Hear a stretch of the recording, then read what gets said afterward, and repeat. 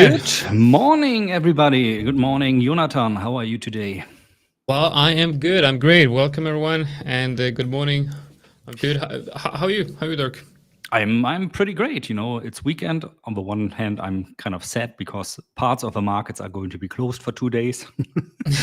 Yeah, But on the other hand, the beauty of this, of course, since we're talking about cryptocurrencies here, about trading crypto, that beauty of the market is open 365 days a year, which is that's right. something my wife doesn't like at all sometimes.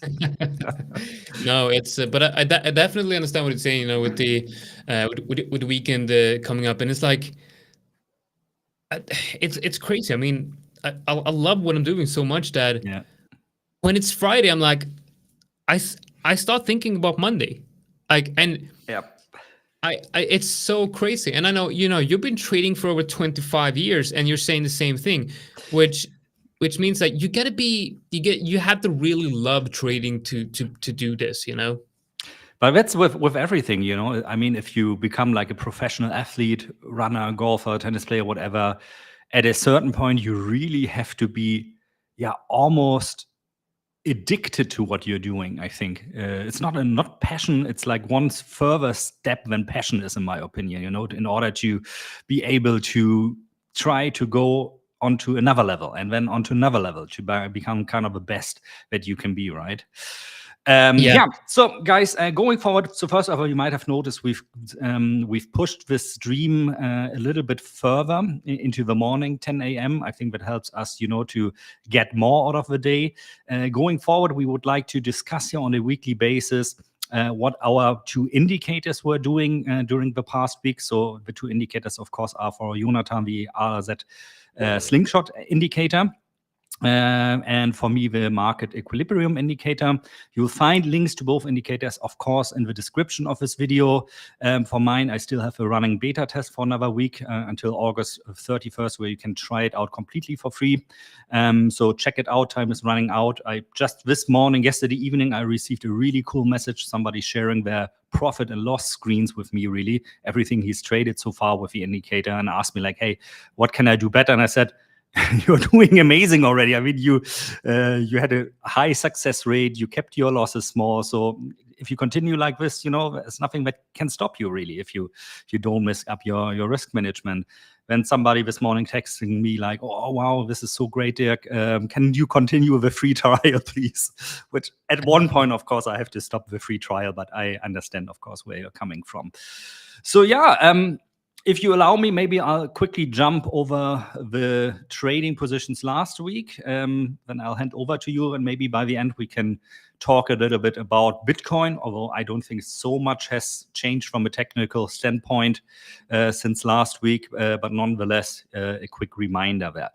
If you Before we go into that, I just want to mention that we're currently live on two different YouTube channels. We're live on RLZ Trading and then Dirk's channel as well. So we're trying something new here. This is something that I personally have done before, doing the same stream on two different channels. But just so you know that the main live stream we've always had on Dirk's channel, but now I'm copying the live stream, basically putting it on my channel. So yeah.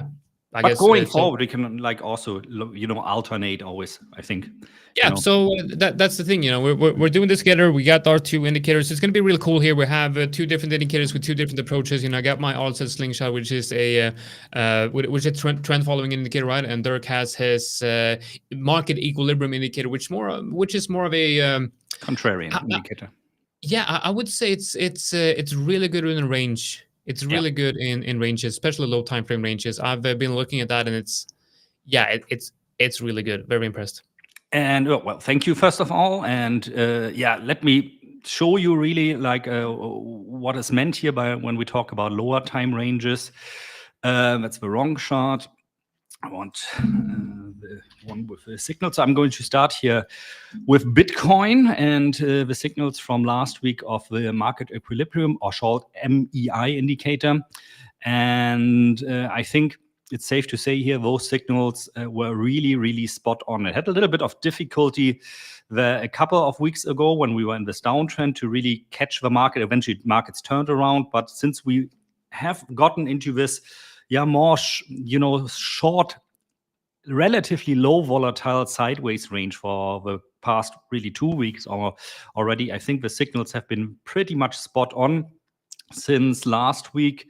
1, 2, 3, 4. I count these signals here as one, of course, 5, 6 signals, and all pretty much really bang on. I mean, in this case, you really could have had the strategy here to buy, go long when a long signal appears, and go short when a sell signal appears. So kind of an always in the market kind of strategy. I don't do that, as you guys know, because I like to align those trades always with support and resistance. And you can see here very well, or for example, on this signal, or even on this one, the first to sell signal. Why I do this? Because my natural take profit for a trade like this would have been the lower boundaries of this channel. And these two signals were just too close already. So the potential profit in comparison to what I would have needed to risk here was just too high to justify the trades. Nonetheless, of course, they worked out. But something like this, of course, always easy to say in a hindsight. So for Bitcoin, I'm trading it on 15 minutes. And because you always have to take into account that you are paying still, of course, commission and fees to the exchange you are using. And usually you pay something like 0.06 or 0.05. Some exchanges a little bit higher. So you have to take that into account, that you have like $70 to $80 on a Bitcoin move already, that Bitcoin needs to move into the right direction in order to just break even with your trade and not make any losses. This is why I don't trade this like on the 5-minute or on the 2-minute chart like I trade others. For example, Ripple here on the 2-minute chart had a little bit of a difficult phase here earlier this week, but since then also pretty much spot on. Really, really nice signals, in my opinion, a little bit on autopilot. Most of the signals also appearing really in nice areas here. Not all of them like super easy. This one went quite into loss before reach the potential take profit I have. I said here, you know, my strategy, my risk managed strategy is here always to not have a fixed stop loss per position, but have a global stop loss for the day. Meaning, if I'm a loss by 3 or maximum 5%, that always depends on the general volatility of the market that day, I'm going to completely stop trading for that day. So far, that hasn't occurred. But it's just a matter of time until that happens. You know, this is something you need to take into equation. This is my approach. If you like to work with a fixed stop loss, that's fine too. You know, you have to be a little bit on the mental side prepared then that you're going to get more false signals. I had somebody writing about this to me, said like, oh, you know, the signals are so great, but somehow I always get stopped out very fast. I said, okay, I think your stop loss is a little bit too close. You know, you either have to be very picky then about the signals if you want to work with a positive R, meaning a risk reward higher than 1, like 2 to 1 or 1 to 2 in this case. Then you need to be very, very picky, which is okay. If you want to trade more signals, you need to adjust your risk over the position size, in my opinion, a little bit, because this gentleman was also right. Oh, I'm trading with 1 to 20 leverage, which, by the way, is too high, in my opinion, at least. You risking really being just with one trade being kicked out of the market if you're not very, very disciplined about your risk management strategy there. Yeah, next one I'm trading is Dogecoin, which has a little bit of trouble here. I mean, technically, you got out of these signals, went in the right direction. These signals I'm currently in here because, again, like the one we saw earlier here on yesterday evening, no, 2 days ago, sorry, which were really nice at the zone of resistance here, at the horizontal zone of resistance. We had this 2. I'm pretty confident that we're going to test here the lower parts, maybe here 0.106650, something like this, pretty confident. The best signal of the week also here was on Doge. I mean, look at this one, like buy signal really on the spot. And then at exactly the high point, you got the sell signals. Doesn't get better than this. I don't like to talk so much though about stuff like this because also with my indicator, these are exceptions, of course. You know, you get signals like this sometimes, but then the question, of course, is also if are you exiting the trade already here, or are you really holding on all the way up here until you get the next sell signal? And if you did so, if you do this buy or sell and hold strategy, you accumulated quite a lot of short positions here already. No, this is why I mean always keep your position size a little bit lower on the lower end if you want to trade like this. It's possible for sure, but it's like, how to say it, mentally more straining. Because often you'll end up with, my position already nicely in profit. When it goes against me again, I have to add to the position. And then you ask yourself all those could have, should have, would have kind of questions. Oh, I should have exited. I should have done this, or I should have done that, which in my opinion always is a very dangerous thing to do. Yeah, I'm also trading Popcat, which had a series of really not good signals. I have to put it like this. Currently calming down, showing better results again. However, I discussed this also on the Telegram channel a bit. I'm really thinking of replacing this coin because being a meme coin, I mean, okay, Doge is a meme coin too, but it's more established. But being a meme coin, it's more prone to pump and dump schemes. Something I notice here very often, not very often, but from time to time, is really that you get those massive pumps where somebody throws tons of liquidity into these coins to the upside and then dumps to the downside. So I'm thinking of replacing this a bit. I had a discussion with one of the users who's trading this successfully on AVAX, for example, and on ADA, Cardano. So I'm trying out those at the moment. If I change something there, I will, of course, notify you guys also on the Telegram channel and here on the live stream next week. But still a bit in the testing phase where if that really is a replacement, or if I maybe just need to switch Popcat to higher time frame, like to 5 minutes or maybe 15 minutes to kind of get rid of the noise of the market, if you know what I mean. Yeah, like I said, currently still in the beta test here. So if you want to try out this indicator, you'll find this Google form, a link to this Google form in the description of this video. I just need your email, your TradingView username, and that you understand that although this indicator works very well, of course, it's no 100% holy grail solution that will make you magically a millionaire overnight or over the course of a week. And yeah, you can see so far 126 people are beta testing this. Beats really every expectation I had in this beta test. So thank you again if you are already a beta tester. And yeah, 1 week to go until August 31st. And then this will become not an open beta test anymore. Don't know yet completely what I'm going to do then, but let's see when I'm going to make an announcement in due time. Yeah, that's it. Like in a short recap for my indicator from my side for this week. I'll just hand over to you, Jonatan. Yeah. Okay. So yeah. First of all, I've looked at the market equilibrium indicator on Bitcoin on the 50-minute, and I really like those signals. And I think what we have here, and the reason why we're doing this together and showcasing these indicators is also, one of the reasons is that because they have completely different type of trading styles and they complement each other very well. Because some people really like to trade with just horizontal levels and in range, and then the market equilibrium indicator is perfect for that. Just buying the highs, selling the highs and buying the lows. And then the slingshot indicator that I'm going to show you now is a trend following indicator. It's based on following a trend, and which is, I wouldn't say completely different, but it's definitely a different approach. So having a choice here between which one to go with based on your trading style,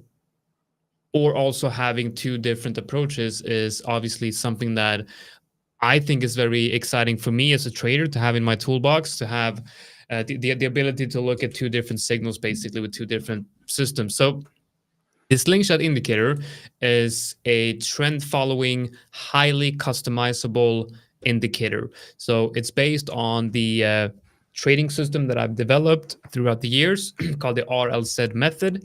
Now, what is the RLZ? The RLZ is short for reload zones. If you put on the fib here, you'll see that there's an area within fibs that is the area between the 0.618 and the 0.786.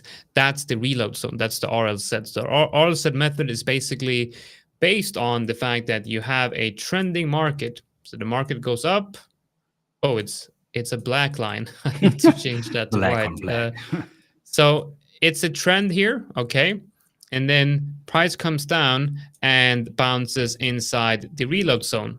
Hence the RLZ method. We want to look for buys inside the reload zone. Now, if you're an ICT trader, you might call this the OTE, the optimal entry area. Now, of course, I developed this before even knowing what ICT was, so it doesn't really matter. But if you're an ICT trader and you know what OTE is, then RLZ is I think a similar area to OTE.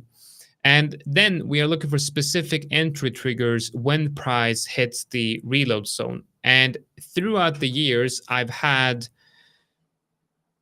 tested a lot of different indicators, candlestick patterns that would tell me that there's a probability of this bounce being the low, basically a new higher low in an uptrend. And of course, it works in a short as well. So I'm not going to go into exact detail on what these signals are based on, but it's basically the foundation is price comes down and hits the reload zone. You can optimize within this indicator. It's highly optimizable. So you can even optimize what you look at with the RLZ area. So here it says RLZ area.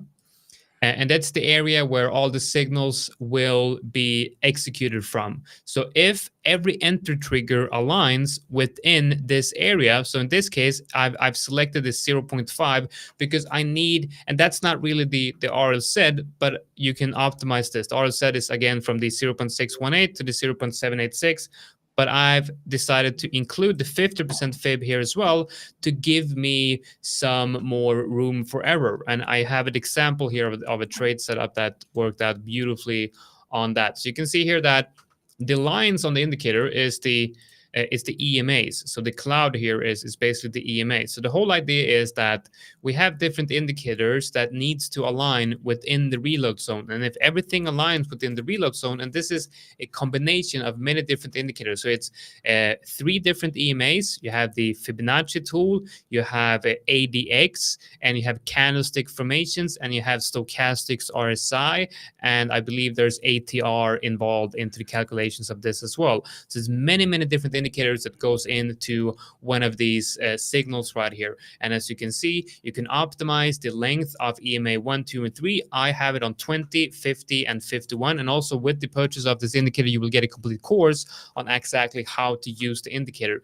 We can select if you want to, it's going to be based on basically the local time frame that you're watching. Okay, so you have a local time frame that you're watching, and then you can decide to only show signals if it's confluent with the higher time frame. So here I have the 1 hour time frame that I'm watching for the signal, and I've selected the daily. So as long as the daily 20 is bullish, basically going up. If the daily 20 EMA goes up, then only long signals will appear, never any short signals. So we make sure that the signals are in conflict with the higher time frame trend. And by selecting this use high time frame trend, that's when the signals will be based on the higher time frame. So if you only want to trade the local time frame, you just untick this one. If you don't care about the higher time frames, untick that one. And then also I have one which says signals only above or below high time frame EMA, which means that if price is above the daily 20, if I select these, the signals will only be long signals above the, in this case, daily 20 EMA, and never a long signal if price is below that EMA. So as you can see, just here, very highly customizable. So you can see here I have a short signal. Now, if I select this, you will see that that short signal disappears because it means that price here is above the daily 20 EMA. And in this case, there's never going to be a short signal above the daily 20 EMA. And then you can also show stop loss and TP levels, which is a really cool feature here. And you will also get the average risk to reward of the trade setup based on the stop loss and the TPs. If you go into show stop loss and TPs, we have different TP levels based on the fibs. Okay, so you can select TP1. I can select TP1 at the zero fib. And then, so you see here, now the indicator should reload and the fib should be, the TP1 should be placed up here. So now TP1 is up here. That's going to be TP1. Then you might want to do this, right? Where, let me see if I can add all of this. So this is the fib. Then I'm going to be selecting this one right here to show you where the extension fibs are. So let's say you want TP1, and then you want 1 TP on each of these levels all the way up to the minus 0.618. So we can go in here, we can select TP2 is going to be at the minus 22 because we want to front run that a little bit. TP3 right below the 0.382. And then TP4 front running the minus 0.618. So this will now load, and it will now add 3 more TPs, which means that you can average out of this position, and it will also change the average R of this setup. Here you have 2 different average Rs. One is if you mark it by on the candle close of the signal. So the average R of this trade setup, if you mark it enter on the candle close, will be 2.8. But then if you enter on the 0.5 fib, which in this case is not recommended, but then you have a 14R. But obviously in this case, not recommended because of the way the structure is looking right here. So there's so many ways you can optimize this right here. I also have an option where it says use FTA as TP1, and the indicator will then calculate where is the first trouble area. And I believe that looking at this chart right here, the FTA should be this area right here, okay? Because you have candle closes right here, and then you have wicks testing that area. So what happens if we select FTA right here? We'll see the first take profit will most likely, hopefully if everything is correct, move down towards this area. There you go. That's now the FTA of this trade right here. And that means you take some profits right here, and then you move stops to entry. So right here on the market entry of that one right here, TP1 or the FTA is 0.77. So as you can see, there's a lot of different ways you can play around with this. Maybe you only want 1 TP at the FTA, which I personally like and I personally recommend. Then you remove all the extra TPs and you only select use FTA as your TP1 like that. And then the stop loss can be optimizable to be either based on the fibs or based on the ATR, or based on a combination of the ATR and the fibs. So if we put the stop loss based on the fibs, this is great for swing trading because then you have lots of room for error. If you place it based on the fib, then the stop loss should be below the 0.786, all the way below the reload zone. So if you're looking for entries inside the reload zone, then what you want to do is you want to have that fib below the reload zone. So again, highly customizable indicator here with a full course that goes with it, with different trading styles that you can use. And here you have the stop loss level based on fib, and I can change the ATR length for the stop loss, and then minimum risk to reward of a trade, which means that if the setup has a lower risk to reward than you set right here, then the text here will turn red, go from green to red, and there will not be any alerts for this trade. So you will not get alerts on this signal if it's red. Now, if I put this to 0.5, you will see that one of them will most likely be red, and the other one will be green and the other one red, which means that, okay, entering on the retest of the 50, that's okay, but market entering is not okay. That will not be profitable. And there's a lot of different ways you can do here. You can play around with the placement of the fib, right? Because the placement of the fib happens automatically whenever there's a signal. You can also select different strength of the signals. I have 2 different signals. One is a strong signal and one is a normal signal. I do recommend the strong signals because they are the best signals. But again, the reason I did this was because I want people getting this indicator to have value for what they're getting, and I want them to be able to customize this and create their own unique strategy based on this strategy. And then of course we play around with some of the interest signals here. We can play around, do we want to use pin bars, or do we want to use engulfing candles, or do we want to use pin bars and engulfing candles? And then we can select, are we going to use pin bars that are according to the trend or not? Are we going to use engulfings that are according to the trend or not? Or are we going to use only big engulfing candles? And then also we have momentum signals, which is like a secret, that's kind of like the secret sauce of the indicators. So I can't go into detail on what that does, but the momentum signals are a very big part of this, and that's why I quite honestly don't want to share all the details of this, but I'm trying to be as transparent as possible here to help you guys adjust the indicator to your liking. And then a very cool thing that we have right here is the stochastic RSI filter. So this indicator has a built-in stochastic RSI. So you see, I always had a stochastic RSI on my chart, but you don't need it. This is the cool thing. You can go in here and I can select only give me signals if stochastics is in the right area. Okay, so if I open up stochastic RSI here, you will see that I've set it, the stochastic RSI filter, I've set that to 70. So only, actually, I've put it in reverse. You can see it says lower stochastic RSI, and this is something I've done personally because I'm playing around with it.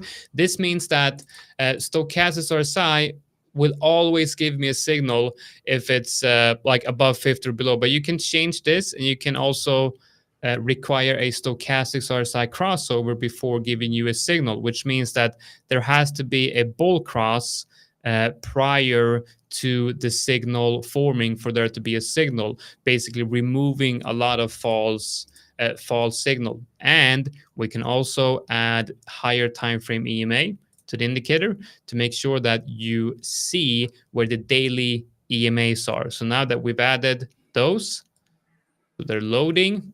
Should come up as dotted lines on the chart here. So you see right here, now we have 2 dotted lines.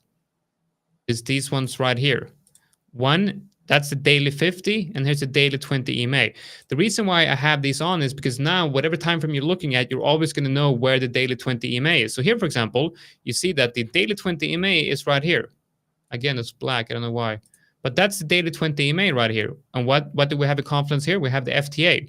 So if you select between the FTA or the 0% fib for TP, obviously you're going to be selecting the daily 20 EMA. And not only do we have that, we also included into the indicator, we included monthly and open, the weekly and monthly open into the indicators. You always get to know where the weekly and monthly open levels are as well. And now let's take a look at a couple of signals where I actually have a really good example of GBP NCD. Now this works on the Forex market, and in Bitcoin it works on pretty much all time frames, but I've found that it works great on like the 4 hour and the 1 hour. But I've also had success on the lower time frames with this as well. So we can look at this, and we have right here, this area here is obviously a range. Why is it always white? That's weird. It shouldn't be white now. Okay, it shouldn't be black now. Okay. So here we have a range. Now, obviously, this range is not really a trending market. You can see that the EMAs comes from above, price kind of moves around, and it's crisscrossing the EMAs like this. Now, it is possible to get rid of these signals, but then again, you might not get some of these signals, but this is a range. And you need to be able to identify a range in a trending market. But here's clearly a range. You might have been able to get an entry here. I would say that it's still a range, but it's also a break and retest of a horizontal level right here. So you get a break and a retest, and there's a short signal right there. And if you market enter on that one with the stop loss right above the wick, and then you TP at your FTA, it's still a slightly below 1 hour trade, and that's still a winning trade. So you are able to get into these trades even though you are in a range if traded correctly. But the real good signals come when there's more of stronger, bigger moves. So this is on the 1 hour. So that's the breakout above that range. So now we're going to get our first signal right here. Now let's look at that one, because that's our first signal. Now I know that this is going to be a losing trade, but it's still a good example of a signal, because you can see that you have a level right here, and then price breaks the level, retest the level, the retest the conflict with the reload zone, and then you're expecting price to move higher. Now this, of course, will stop you out right there. So if you're back testing this, you would say that, yeah, okay, I'm in a 1 hour one are lost. But now the interesting thing's happening. The good signals, they print on like the obvious break and retests. So here we can start adding a level. Now you see this. This to me is quite obvious break and retest. Okay, so I'm not sure where the TP is all the way down here. This is probably a mistake. But you look at that short signal right here. You might just have entered on the close of that candle, stop loss above the level, and then TP at that level right there. And you see, very simple trade, that one. And then the next one, you would have hit see, your take profit there on the yeah, green one. it does actually hit that take profit. So this is a good example of where you can easily extend this, because it is a trend following indicator. So it does give you very good entries on possible upcoming trends. And same thing with this one. This is the signal that I took a trade on this morning. Now it should be a signal. Yeah, that's a signal right there. So I did enter market here. This was the trade I took this morning. And as you can see, it went straight up to, well, not straight up, but towards that TP. And now it has to load, but getting closer to that TP right there. And what's interesting here is you have the weekly open right here. So that's the weekly open. You can go to the 4 hour, I can go to the 4 hour. And what do we see on the 4 hour? We see a bullish engulfing candle, and we also should have the moving averages right here as well. The reason why this is not a signal is because the 20 EMA is below the 50. But here you have some confluence between the 1 hour and the 4 hour. So it's pretty cool to go back and forth with through the time frames. And this is all on one indicator. You have everything that you have here on the chart is from this specific indicator. And yeah, so personally very happy with this indicator and the way it's been developed. I think calling it an indicator actually is a little bit too less. For me, it's like a whole full-blown trading suite, in my opinion, because it offers, first of all, it's highly customizable. And second of all, you can play around with take profit zones, with stop loss zones. And, you don't need to use like 3, 4, 5, or 10 tools that you normally would use something like this. And most important, what Jonatan said, I think it's like really a good addition to the market equilibrium indicator, because my indicator, more a contrarian indicator, works very well in ranging markets, whereas this one, of course, is perfectly designed for trending markets. I wonder what would happen actually if we put them together to kind of see if mine can be exit signals. Yeah, I kind of looked into it, and I think instead of putting it together to create a combination of signals, I think what your indicator gives more signals than mine. And if you learn to trade both indicators, then you'll have basically two trading systems, and you'll be able to take swing trades with the slingshot indicator, and then with the market equilibrium indicator, you'll be able to do scalping. So it's kind of like the best of two worlds. I think for me, I've always had this idea that I want to be trading. I want to be swing trading, where I spend, basically just a couple of minutes every day just managing my positions and looking at signals. And then the other time that I'm available, I'm looking at the lower time frames. And I think in this case, then the market equilibrium indicator is a perfect, perfect example of that. Nice, yeah. I mean, same for me. I'm mainly in long-term trades, like long-term option trades, which usually last like 2 to 3 months, depending on volatility. And there, like mostly every Monday morning, I have to do a little bit of spot hedging to minimize the risk of those option positions. And the rest, I have like plenty of time still available, which of course is filled also with other projects or doing stuff for YouTube, creating content. But I'm really thinking at the moment, spending like at least like 1 or hopefully 1.5 full days every week, to trade with both strategies. Because I notice you really need to dedicate some time. You cannot do it like in between, I got a signal, I quickly do something on my mobile phone. Because like you also introduced with your slingshot indicator here, you need to always take the additional step to see like where in what market structure does the signal currently appear. Does it make sense, or is it not worth the risk? Yeah, so it's very important to understand the fundamentals of TA. Like you said, you have to understand that there's no holy grail in trading. There's no one indicator that will solve all your problems, but there is indicators that can help you really improve your trading. And one thing that this indicator has really helped me with is if I go here and press these three dots, I can go in and I can click add alerts. So if I click add alerts, I have we can add strong or just the regular long or short, but I always go with the strong because that's the best ones. And then I have here, I have now we can change these. And now if you know how indicator alerts work, you can easily change this. So what you'll get here is a message with long signal on whatever exchange and whatever ticker you're looking at. And then it gives you the entry price, the TP areas, and the stop loss, as well as the risk to reward. And you can customize this however you want.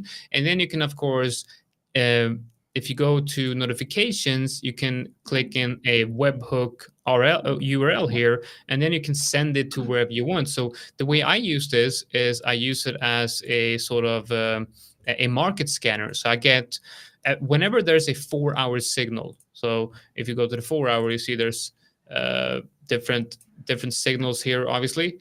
And well, if it ever going to load, yeah. So you see here on the 4-hour example, that's we're in the range here, not really the best signals, but then you have that long signal before this huge move to the upside, and I get all of these signals into a private channel basically. So yeah, I think that's also a really cool feature with the alerts that you can add on this. Yeah, that's something I highly recommend anyway to do always. Like you said, like kind of an alert function, which I'm using too here. For example, for Bitcoin and all the other signals, I have like alerts set up here. So whenever those signals print, and maybe I'm not on the screen, first of all, I get an audible notification. There's a sound being played. If I'm currently in front of my desktop like I'm right now, so I get notified by audio. And then second of all, we can look here.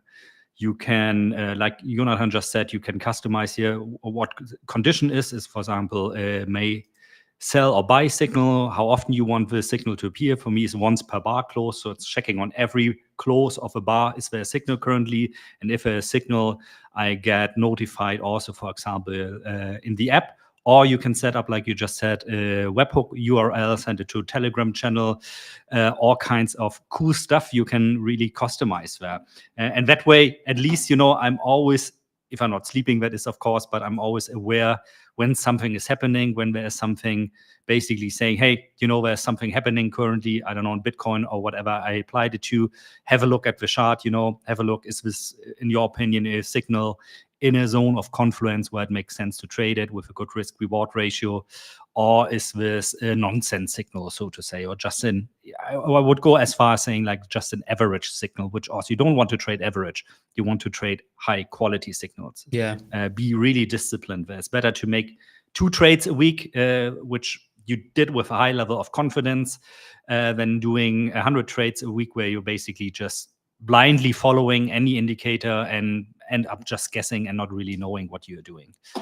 Yeah, definitely. Yeah. As we said before, you'll find links to both indicators in the description of this video. I really highly recommend to really try out Jonatan's RLZ Slingshot indicator, not only because, like you just saw, it's a full-blown trading strategy solution, but I think it's also very decent priced, I must say, for what it offers. And like Jonatan just said, you get also a great support, and I think like a course also how to use it, you said earlier, right? Yeah. So you don't find that very often, in my opinion. Usually the indicators I see out there, they give you the indicator, but don't really tell you how to use it. Looks fancy, but doesn't do anything by the end of the day. All right, shall we have maybe as a final thing today, look at what's currently going on with Bitcoin? Yeah, let's. I'll hand that. That's one thing I just remember I wanted to say, because that was a question I got this week, and I talked about yesterday at Tradelicious already, but I want to recap on this here, because I got asked the question, okay, apart from using your indicator or any indicator for that matter, if I want to trade altcoins, how do I select the altcoins that are worth trading? And I think that's a good question. With those thousands and thousands of coins out there, which ones are really the ones worth trading? And what I usually do is, and this is really a quick fix, but it's a powerful fix, is so when I, for example, go here, at least I like to do that, on CoinMarketCap, I go to trending because I want to find out which are the altcoins usually, that get a lot of media coverage or coverage on social media. You'll find also here Bitcoin and on spot number one is. But then I see something like this, VAR IoT, or however it's pronounced, or Neuro Ethereum or Sun. And for me, the first criteria here always is I want to look at the 24-hour trading volume. And on something like the number 2 here that is trending at the moment, I see it has a trading volume of $3.7 million in 24 hours. The other one here, $20 million. Now that sounds actually like quite a nice amount of money, like 3.7 million. Well, that's a lot of money, but you have to see it's spreading out over many exchanges. It's spreading out over 24 hours. And it means by the end of the day, usually if there is somebody that places like larger orders, and 50,000, 100,000 are enough for that already, they are going to manipulate the price heavily. And whenever, especially if you're using price action, if you're using indicators for trading, you don't want your price data to be messed up. So you need coins that have a decent trading volume. For me, the threshold really is here, look for coins that at least have $1 billion of trading volume within 24 hours. Plus, look at your exchange, for example. We can, for example, let's take maybe PopGet here, as an example here. Look at the order book of your exchange, and kind of simulate what would happen if I place a 10K order market right now. Okay, for this one, you would pretty much get the first 4 sell orders filled here. If you notice, like my market order would already like empty the order book on one side, then refrain from trading an altcoin like this. These are not good for trading strategies like we do here, and they are prone for so-called pump and dump schemes, which we see very often, where a coin is hyped, then it goes onto an exchange, and then the price drops because the ones that pre-mined the coins, the influencers that got the coin beforehand, before you could buy it, actually, they are dumping their coins then and taking out their profits. So be very careful with this. My threshold is $1 billion per 24 hours. That is a decent trading volume, but also make sure to look here at the order book. And one thing I like, for example, here about WeX is that they also show you what is their price source. You're not just seeing the orders directly on WeX, but you see here, okay, they're getting from MaxC and Gate.io, I think it is, also priced fees, which is something you rarely see. Normally, exchanges are very, very not happy to share information like this. So it's nice to see an exchange that is actually very transparent about this. That being said, tell us something that we don't know about Bitcoin currently. Jonatan. You're muted. Okay, something we don't know about Bitcoin. Yeah, so something we don't know about Bitcoin. It's not going to go down, but we knew that. I guess we knew that. So, okay, Bitcoin. I'm still looking at this. This is. That's why I said, like, actually, it's pretty much like what we talked about last week at the moment. Yeah. No, I mean, it's very still around this area. Let me see if I can adjust. Actually, let's add the. Oh, look at that! Nice confluence, huh? Yeah. So I guess, but what I don't like here is there's just so many levels. It's a bit crowded. But let's see if I can adjust this a little bit with local price action, like with the recent. No, I think this is the level that I want to see. Maybe even on the daily, we can look at that level. That would be like the middle of that level. Yeah, I think a break and retest of this. I think we're actually approaching the level that I want to see a break and retest of. So a move above, put an alert. Actually, I think I need an alert up here, but I might actually enter down here. So could be something like this. Is what I would be watching for a long on Bitcoin, and then I probably want to TP around that level. I think this will be my trade on Bitcoin. I've been waiting since the beginning of August for this trade right here, so definitely waiting a long time. So if my TP is up here, then my stop loss, I think I need. And this is a swing trade. No, actually, I think this would be my trade for Bitcoin. But you know what? That is also the first TP, so that's the FTA right there. It depends, either that TP or that TP, depending on what price action does. When it actually breaks this area and gets the retest. But this is the general idea that I'm watching on Bitcoin for the short-term future. You move above, reclaim, and then continuation to the upside. We are still seeing this like downwards trending channel here. I don't think this is a indication that Bitcoin is like bearish or anything. I still view this as a range with bearish characteristics. Yeah, I called it this week on my video. I called it like a mini bearish market. Yeah, something like that. I have a feeling that it's just a range with a feeling of overall bearishness, but then you zoom out to the weekly and you could watch it as accumulation, reaccumulation, hopefully not distribution, but you never know. Like this could be a distribution range at the highs as well. So we never know. We never know with what's going to happen with the market. But I have no clear reason to believe that Bitcoin is going to break any significant levels to the downside. So what are you looking for in terms of Bitcoin in the next few few weeks? Well, I mean, I'm like on the shorter time frame, I'm completely on your side. For me, also, like I said, I did a video especially about this also this week. We have this mini bearish structure at the moment, which in my opinion is also completely normal. If you look at the chart that I'm having behind me, the logarithmic long-term regression, you'll find structures within a bull market like this over and over again. I can remember 2019, for example, we had almost the exact same looking structure there. Like short time frame, I think we could still, actually we could still, let's put it like this. I think two scenarios are the most likely at the moment. Either we are going to continue for a while this game of going down to 58, going up to 61, and we have plenty of phases too, where suddenly volatility kind of goes onto to very low levels. You'll get these memes again where somebody's poking Bitcoin with a stick, like, come on, do something on social media. This is actually my preferred scenario because September, historically speaking, and I think I talked about this last week as well, is not a good month. It's actually the worst month for Bitcoin. On average, we see a negative performance of minus 4.8% here for Bitcoin.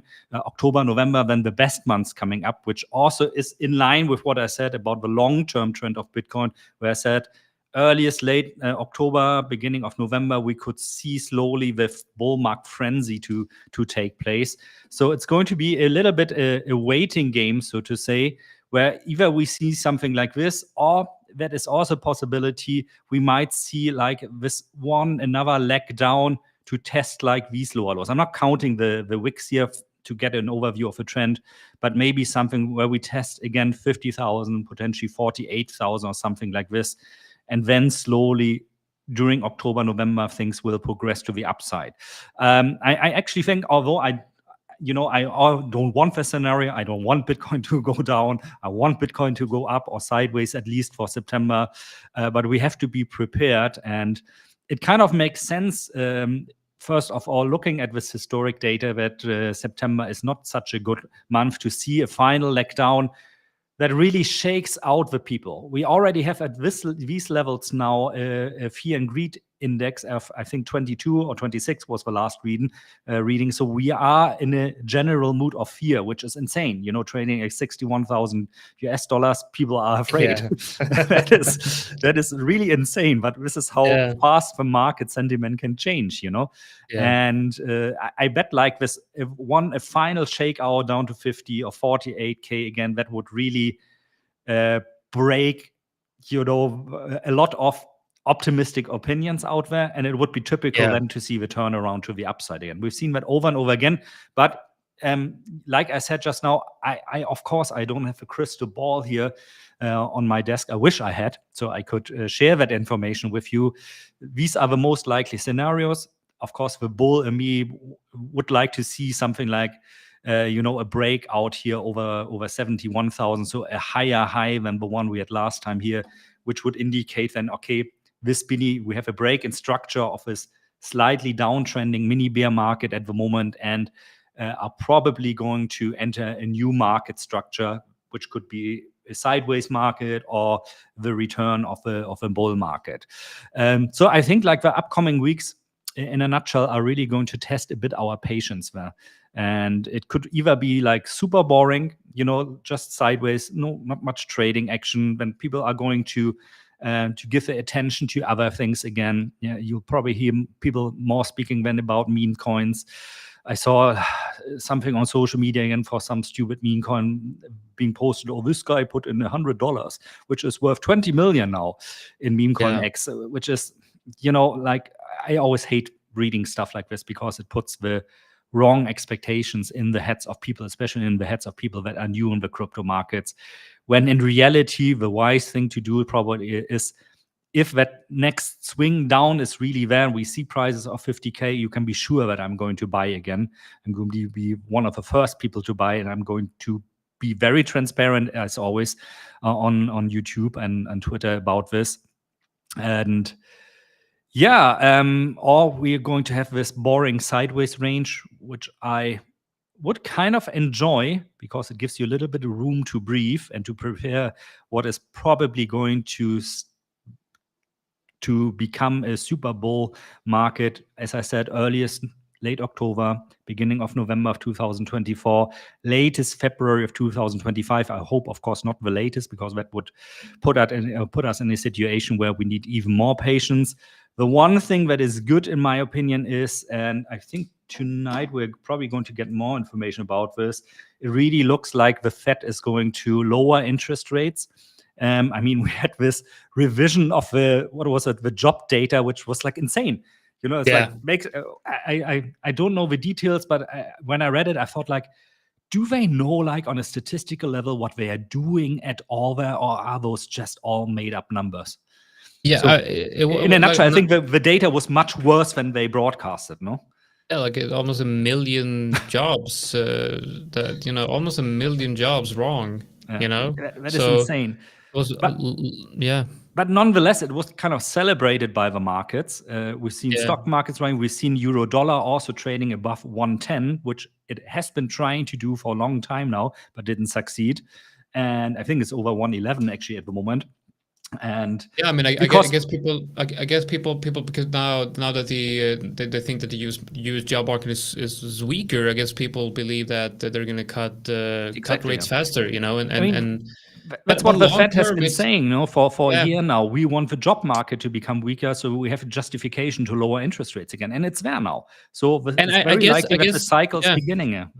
And I guess that lowering interest rates will, in the long run, help the job market, So a lower job market now means that the economy is doing bad because, the job market is bad now because the interest rates are higher, the cost of living is higher.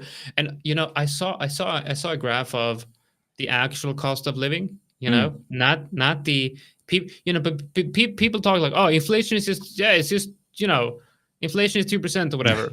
It's like, what do you mean inflation is 2%? It's gone up like prices. Some things in the grocery store has gone up like 100%. So what do you mean 2%? But they measure it year to year, Yeah. So yeah, inflation has gone up 2% a year, from a year ago. Let's say on top 1 of the year. 9% we saw there before. Yeah. Exactly. And what happens when you compound percentage and percentage and percentage? Well, you're quickly going to get to a very high number. Yeah. Exactly, that is what is happening there. On top of that, you probably also experience that when you go to the supermarket, that it seems like the price has not changed much to the upside of a good, but in reality, we have something like shrinkflation, I think it's called. Yeah. Where formerly you got like of 100 grams of that product, now it's just 95 or 90 grams, and the package I size think is still the same. Yeah, I mean, coffee is a really good example of that. Yeah. We used to have 500 grams coffee packages. Like it was always 500 grams. And there's still 500 grams packages out there, but now you start seeing 400, and I've even seen like 350. So it's like it's the same price, but instead of selling a 500 grams coffee, they're selling it for 400 grams, same price. And people look at the price and say, well, the coffee is the same price. But then, of course, I don't know, like in Sweden, at least we can compare the price in kilos. Yeah, and I think that's also in Germany as well. And, that's the price you should be looking at. And when you look at that, you start realizing, holy shit, coffee is expensive, really, really expensive. Yeah, and it's everything, like same with cheese, for example, which is insane. Yeah. Like and rent, not to mention rent in the area of Berlin here, it's insane. Yeah. Like if you want to rent out a house. Yeah, last maybe here, I want to have quickly show this metric here. So that is from the CME group, the target rate probabilities, I think they call it, for the next Fed meeting, which is on 18th of September. So 75.5% are expecting that the target rate, the interest rates are lowered by 0.25% or 25 basis point, it's called.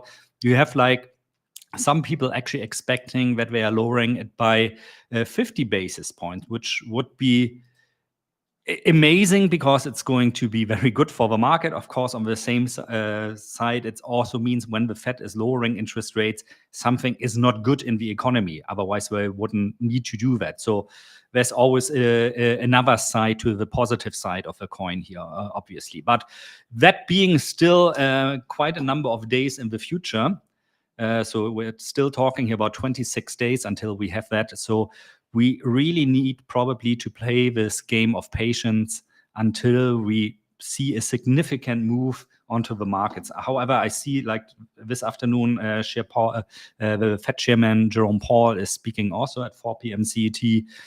So let's see how that is going to move the markets. Be aware if you're trading there that you could potentially see, depending on what he's saying there, some weird moves on the markets where also no indicator will help you, when there's really super much volatility suddenly and they're like giving too much measure to every single word he's saying. Things can go very quickly, very crazy. If you're trading on the lower time frames, where my suggestion always is wait it out a bit. There's nothing wrong with standing at the sidelines and wait until price action becomes a little bit normal again. This is my indicator should be able to handle this. So this is part of the algorithmic logic behind the indicator in phases like this to have filters applied automatically. However, that also sometimes reality just catches up. I cannot, of course, take into account everything that could happen on the market. So be a little bit careful there. Yeah, that's it from my side. Jonatan, thanks for doing this again with me. Let's see, maybe next week we should stream on your channel and then we'll copy it onto my channel like you were doing today, and then we can alternate always. As always, guys, leave us a like, subscribe to the channel. We know what we are doing, but we are still rather small YouTubers compared to others here, and that way you can help us greatly to spread the word a little bit about how to trade and how to realistically trade and how to realistically expect an outcome from your trade and not hunt the next big thing that supposedly is going to make you rich, which probably it isn't going to do. Take care, everybody, and see you latest next week. Bye-bye.